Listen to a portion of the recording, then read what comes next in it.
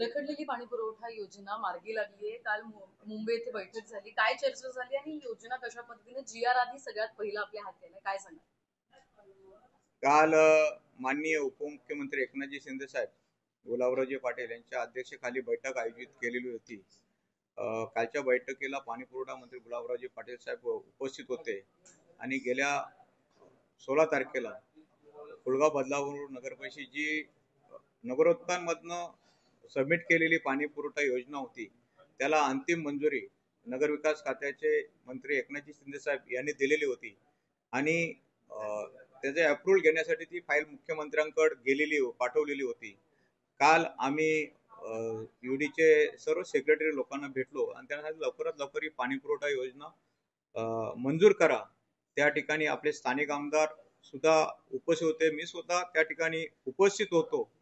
माननीय एकनाथजी शिंदे साहेब यांनी त्या योजनेला मंजुरी देताना आणि काल त्याचा जी.आर. त्या लोकांनी पारित केलेला आहे आणि नक्कीच याच्यामध्ये ही 245 कोटी 82 लाखाची योजना आहे आणि त्याच्यात नगरपालिकेचा हिस्सा हा 36 कोटी 87 लाख रुपयाचा हिस्सा आहे। कारण का 15% निधी हा नगरपालिकेला उपलब्ध करून द्यायचा आहे आणि याचे जे एक्झिक्युशन आहे ते महाराष्ट्र जीवन प्राधिकरण करणार आहे आणि लवकरात लवकर ही योजना कार्यान्वित करण्यासाठी महाराष्ट्र शासनाकडनं निधी उपलब्ध होत नव्हता। कारण का या योजनेला SLDT ने विधानसभेच्या अगोदरच मंजुरी दिलेली होती, परंतु आचारसंहिता लागल्यामुळे त्याचा जी.आर.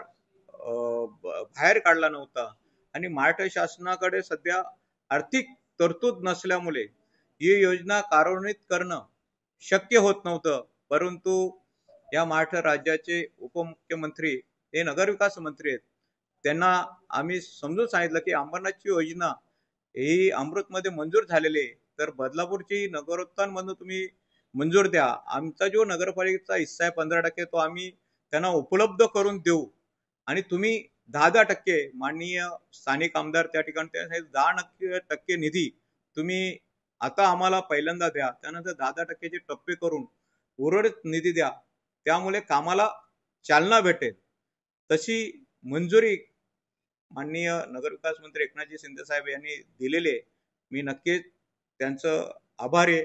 माननीय मुख्यमंत्री साहेब यांचं सुद्धा आभार आहे, जेणेकरून या बदलापूर शहरावर जे पाण्याचं संकट आहे हे 2056 सालापर्यंत नियोजित पाण्याची योजना DPR तयार केलेला आहे। 2056 सालापर्यंत कुठच्याही प्रकारचे पाणी टंचाई या शहराला भासणार नाही असं मला वाटतंय, परंतु ही योजना पूर्ण होण्यासाठी 3 वर्षाचा कालावधी लागणार आहे। आता सध्या जी पाणी टंचाई ती पाणी टंचाईवर मात करण्यासाठी आम्ही MRDC कडनं 5 MLD पाणी मंजूर करून घेतलेलं आहे, त्यातनं 2 MLD पाणी आपल्याला देण्यात आलेलं आहे आणि 3 MLD पाणी या 8 दिवसामध्ये बदलापूरच्या नागरिकांना भेटणार आहे।